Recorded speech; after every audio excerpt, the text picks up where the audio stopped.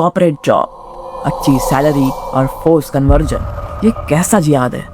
सबसे बड़ा सवाल।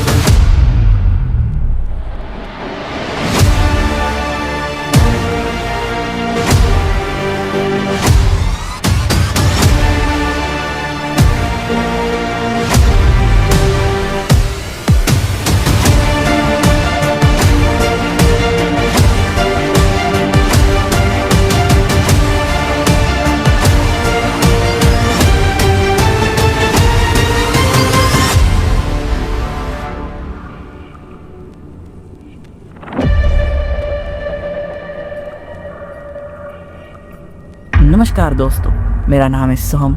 आज एक बार फिर स्वागत है हमारे एक नए एपिसोड में।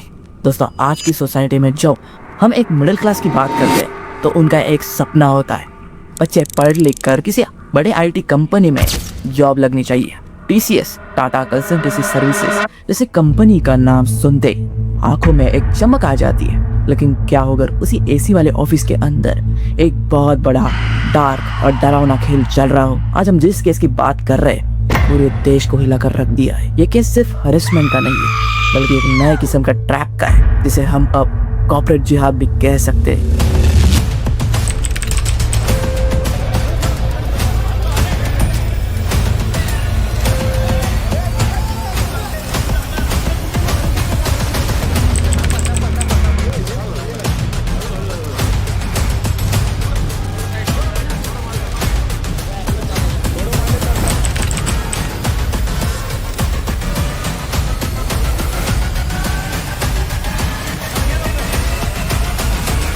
ये घटना नासिक के टीसीएस बीपीओ यूनिट में हुई है। आज की इस जर्नी में हम इन्वेस्टिगेशन टॉप टू बॉटम तक जाएंगे। तो चलिए इस डार्क थ्रिलर में मेरे साथ आगे बढ़िए। स्टोरी डायरेक्टली शुरू कर दें।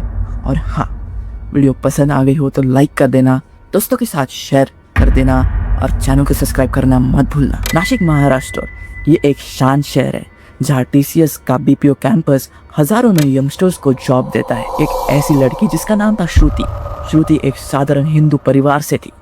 उम्र लगभग 18 से 25 साल के बीच थी। जब उसकी जॉब टीसीएस में लगी थी तो घर का माहौल खुशी में बदल गया था। रोज सुबह तैयार होकर ऑफिस जाना, दोस्तों के साथ कैंटीन में बैठकर खाना खाना और टीम लीड की बातें सुनना, सब कुछ नॉर्मल लग रहा था। लेकिन 2022 आते आते ही इस कॉर्पोरेट लाइफ में किसी ने एक अजीब सा जहर घोल दिया था। दोस्तों, नॉर्मली ऑफिस में क्या होता है, बॉस काम देता है, टारगेट पूरा ना होने पर डांट पड़ती है। और ऑफिस में एचआर का काम क्या होता है, रंगोली बनाना, दिवाली पर मिठाई बांटवाना या फिर पिज्जा पार्टी का मेल भेजना, है ना। सब कुछ हंसते हैं और एचआर आती है क्योंकि उनका सबसे बड़ा प्रॉब्लम होता है लीव अप्रूव नहीं करना। लेकिन यहाँ थोड़ा रुकिए। नासिक के टीसीएस ऑफिस में एक एचआर एग्जीक्यूटिव थी, इसका नाम था निदा खान। और निदा का काम था पिज्जा पार्टी प्लान नहीं करना, बल्कि एक बहुत ही खतरनाक प्लान ट्रैप करना। उसका काम था कि भोली भाली जूनियर लड़कियों का अपने कॉन्फिडेंशियल में लेना। निदा ने कभी भी स्टाफ की प्रॉब्लम सॉल्व नहीं की थी, बल्कि उसने अपनी ही दोस्तों के साथ मिलकर एक ऐसी साजिश रची जिसने श्रुति जैसी लड़कियों की जिंदगी तबाह कर दी। मुंह पर काला कपड़ा और पुलिस वाले हाथ में हाथ डालकर इन सारे अपराधियों को इन्हीं के ऑफिस से पकड़कर थाने लेकर जा रहे हैं। जैसे जैसे वक्त बीता गया, अप्रैल 2026 में नासिक सिटी पुलिस के पास कंप्लेंट आना शुरू हुई थी। एक पॉलिटिकल पार्टी के वर्कर ने पुलिस को टिप दी थी कि टीसीएस यूनिट में हिंदू लड़की अचानक रमजान के रोजे रखने लगी है। दोस्तों, जब पुलिस ने उस लड़की के परिवार से बात की तो पता चला कि इन्होंने अपने बेटी को ऑफिस में भेजना ही बंद कर दिया, क्योंकि उसका बिहेवियर, उसका खाना पीना, सब कुछ इस्लाम के हिसाब से बदल गया था। ये बात सुनने में नॉर्मल हो सकती है कि कोई किसी का धर्म कैसे मान सकता है, लेकिन जब सच बाहर आया तो पता चला कि ये बिना उसकी मर्जी के हुआ है। टीम लीड और सीनियर एम्प्लॉय जैसे तौसीफ अख्तर, शाहरुख शेख, रजा मेमन, जिनका नाम सुनना और इनके जो काम करने का जो तरीका आपको समझना पड़ेगा। पहला नाम है आसिफ अंसारी, शेफ शेख, शाहरुख कुरैशी, राजा मेमन, तौसीफ अख्तर और दानिश शेख। इनने मिलकर व्हाट्सएप ग्रुप बनाया था। यह वो प्लान करते थे कि किस वेनरेबल जूनियर लड़की को टारगेट करना है। निदा खान इन सभी लड़कियों को इन सीनियर से मिलवाती थी। कोई लड़की इनकी बात नहीं मानती थी तो उसे ऑफिस में एक्स्ट्रा काम दिया जाता था, मेंटली टॉर्चर किया जाता था और यहाँ तक नहीं, उनके रिलीजन का और भगवान का मजाक उड़ाया जाता था। सैडेस्ट बात इस टाइम पर इस देश में हो रही है। अब गाइस उनके क्राइम्स और मिशन के बारे में थोड़ा डिटेल में बात करते हैं। उनका मिशन था ऐसी नए रिक्रूटर्स को चुनना जो अकेली या करियर में आगे बढ़ना चाहती है, एस्पिरेशन खुद में रखती है। दूसरा, लड़कियों को नॉनवेज या बीफ खाने पर मजबूर करना, नमाज पढ़वाना सिखाना और बुर्का पहनने पर फोर्स करना, सैलरी हाइक पर प्रमोशन का लालच देकर इस्लाम कबूल करवाना। एक एक्यूज तौसीफ अख्तर ने एक विक्टिम को शादी का छोटा वादा करके उसका रेप किया। ये बताया गया कि वो अनमैरिड थी जबकि वो पहले से शादीशुदा था, 2 बच्चे का बाप था। इसका मेन रीजन था लड़की का ब्रेन वॉश करके उसकी पूरी अवस्था यानी बिलीफ को बदल कर रख देना। हिंदू डिटीज और भगवान का खुले आम ऑफिस में मजाक उड़ाया जाता था। विक्टिम्स अपने ही धर्म से दूर फील कर दे, इसलिए अगर लड़की कन्वर्जन से इनकार करे तो शिफ्ट टाइमिंग खराब करना, प्रमोशन रोक देना और इनअप्रिशिएट पर्सनल कमेंट पास करना। जब मामला हद से गुजर गया तो महाराष्ट्र पुलिस ने एक कॉवर्ट यानी सीक्रेट ऑपरेशन चलाया। अंडरकवर पुलिस ने जब डिटेल्स निकाली तो सबके होश उड़ गए थे।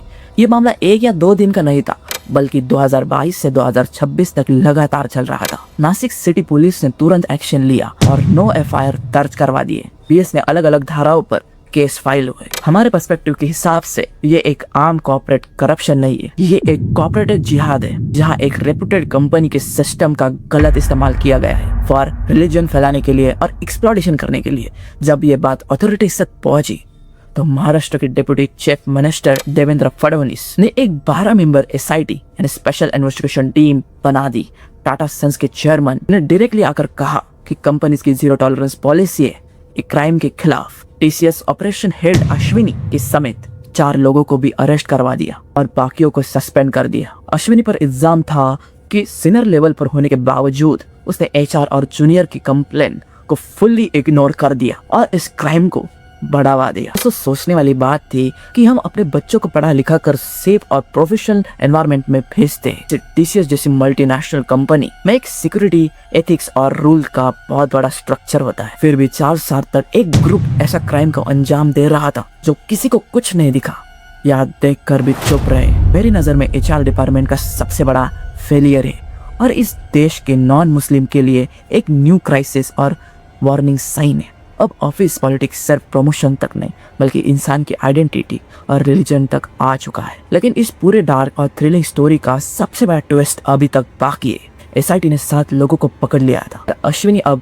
जेल की कस्टडी में है। तौसीफ, शाहरुख और बाकी सब लोग जेल की दीवारों के पीछे सट रहे हैं और इन सब को भोले भाली लड़कियों तक पहुंचने वाली वो मास्टरमाइंड HR निदा खान कहाँ है? दोस्तों, इतने बड़े लेवल की पुलिस इन्वेस्टिगेशन और SIT होने के बावजूद निदा खान अभी तक फरार है।